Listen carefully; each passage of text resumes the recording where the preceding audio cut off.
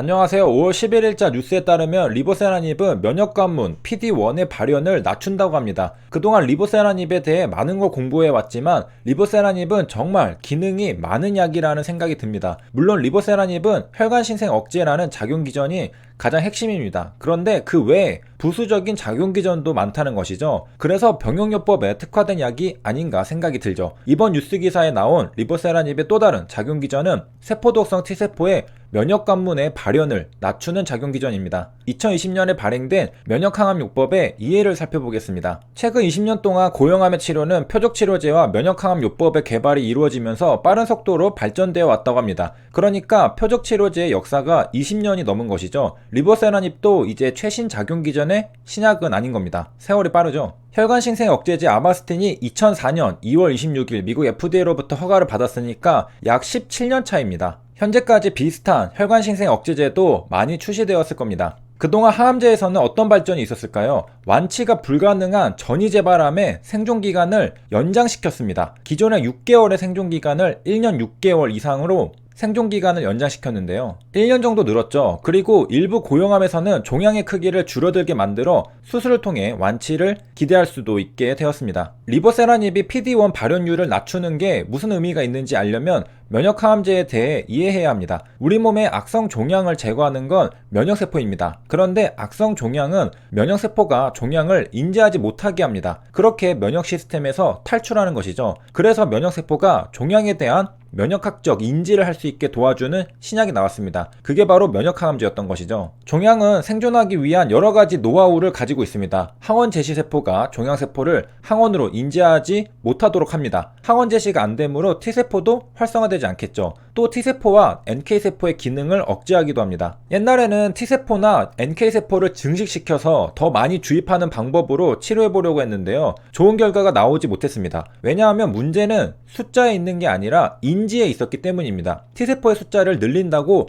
암세포와 싸울 수 있는 게 아니었죠. T세포가 암세포를 인지할 수 있게 하는 게 해결책이었습니다. 그러다 보니까 연구자들은 항원을 인지할 수 있는 방법을 찾게 되었죠. 항원 제시세포를 이용한 백신에 대한 연구가 활발하게 진행되었습니다. 특정 종양의 항원을 표적으로 하여 면역 반응을 유도하는 방법이죠. 이와 관련된 연구는 이뮤노미 테라피틱스에서 하고 있습니다. PD-1은 T세포의 표면에 발현되어 있습니다. PD-L1과 PD-L2는 암세포에 발현되어 있습니다. 이 둘이 결합하면 T세포의 기능은 억제됩니다. 이러한 결합을 차단하는 것이 PD-1 억제제 면역항암제입니다. 키트루다와 옵디보가 있죠. T세포에 PD-1에 결합하는 약물이니까 정상세포에 미치는 독성은 적습니다. 그리고 PD-1에 결합하는 것과 마찬가지의 효과를 불러일으킬 수 있는 방법은 애초에 PD-1을 줄이면 됩니다. 그리고 이번 뉴스 기사에 나온 내용이 바로 리보세라닙이 PD-1의 발현을 줄인다는 것이죠. 이 말은 리보세라닙도 표적항암제이지만 일종의 면역항암제와 같은 작용기전을 가지고 있다는 겁니다. 키트루다와 옵디보는 PD-1에 결합해서 억제한다면 리보세라닙은 PD-1을 애초에 줄여버린다는 것이죠. 여기서 면역항암제들의 출시 기간을 보겠습니다. 면역항암제가 미국 FDA로부터 승인받은 시점을 보면요. 키트루다가 2014년 9월 4일입니다. 옵디보가 2014년 12월 22일입니다. 2014년에 미국 FDA로부터 키트루다가 승인받고 약 3달 뒤 옵디보도 승인을 받았습니다. PD-1 계열 면역항암제가 애드밴스드 멜라노마라는 같은 적응증에 비슷한 시기에 승인을 받은 것은 우연일까요? 꿈의 치료제라 불리는 카티 치료제 킴리아는 2017년 8월 30일에 미국 FDA로부터 승인 허가를 받았습니다. 두 번째 시판 승인을 받은 카티 치료제 예스카타는 2017년 10월 18일에 시판 허가를 받습니다. 카티 치료제도 PD-1 면역항암제와 마찬가지로 시판 승인 날짜가 큰 차이가 안 납니다. 2017년에 킴리아가 승인받고 약 2달 뒤 예스카타가 승인을 받았죠. 2달에서 3달밖에 차이가 안 납니다. 아마도 추측하건대 어떤 물질이나 기술이 효능이 있다는 연구 논문 결과가 대학이나 어딘가에서 나오면 즉시 신약 개발 회사들이 임상시험에 착수하는 게 아닐까 생각합니다. 스폰서는 충분한 자원을 상시 가지고 있는 글로벌 제약사들이겠죠. 정보도 빠르고 임상 진행 속도도 빠릅니다. 그러다 보니 시판 승인도 빠릅니다. 거의 동시에 비슷한 약들이 나오죠. 그것도 글로벌 제약사를 중심으로 말이죠. 수많은 시판 경험으로 쌓은 노하우, 기술과 자금력이 결합한 이점이 아닐까 생각합니다.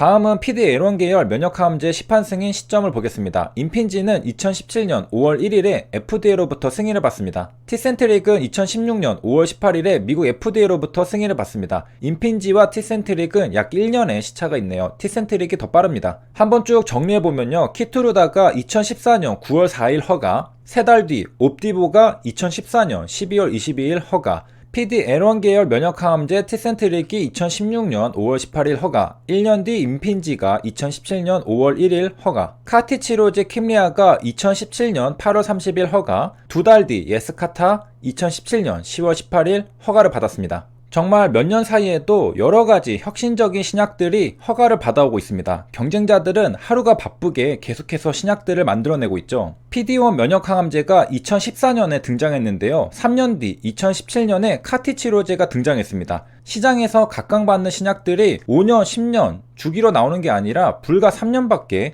기간이 걸리지 않습니다. 그리고 그 사이사이에도 수많은 신약들이 출시됩니다. 앞으로 3년 뒤에는 또 어떤 획기적인 신약들이 나올지 상상하기가 힘들죠. 뒤처지지 않으려면 목숨 걸고 달려야 하는 겁니다. 리보세라닙이 PD-1의 발현을 낮춘다는 사실을 새롭게 알게 되었는데요. 리보세라닙과 면역항암제를 병용하면 어떻게 될까요?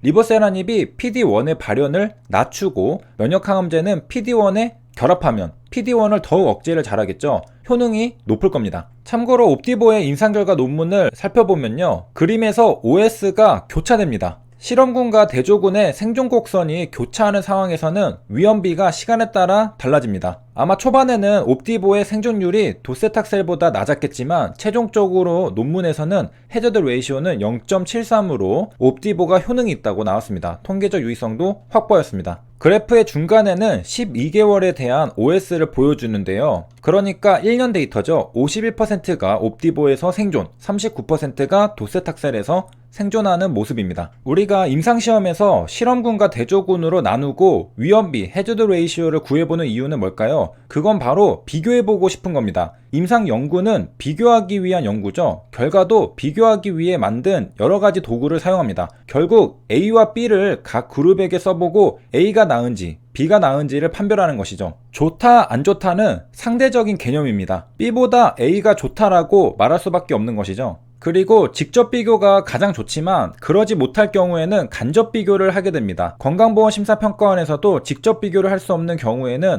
간접 비교를 통해 임상적 유효성 평가를 수행하여 근거 자료를 제출하도록 하고 있습니다. 우리도 마찬가지로 앞으로 리보세라닙과 다른 신약들, HAB와 다른 회사들을 비교해가면서 어떤 점이 뛰어난지, 어떤 점은 약점인지 비교해가는 작업을 꾸준히 해야 할 것입니다. 세 줄 요약입니다. 리보세라닙은 VEGFR2를 타겟하는 혈관신생 억제 표적항암제입니다. 그런데 리보세라닙은 PD-1의 발현율도 낮춘다고 합니다. 면역항암제는 PD-1에 결합하면서 효능을 보이는데요. 이런 관점에서 볼 때 리보세라닙은 면역항암제의 작용 기전과 비슷한 면이 있다는 것을 볼 수 있습니다. T세포에 PD-1에 결합하는 건 아니지만 PD-1을 줄인다는 것이죠. 리보세라닙은 여러가지 작용 기전이 많다는 것을 또 한 번 느낄 수 있는 시간이었습니다. 그래서 병용요법에 탁월한 게 아닐까 생각도 들고요. 완전관에도 여러 적응증에서 나오고 있죠. 여기까지 시청해주셔서 감사합니다.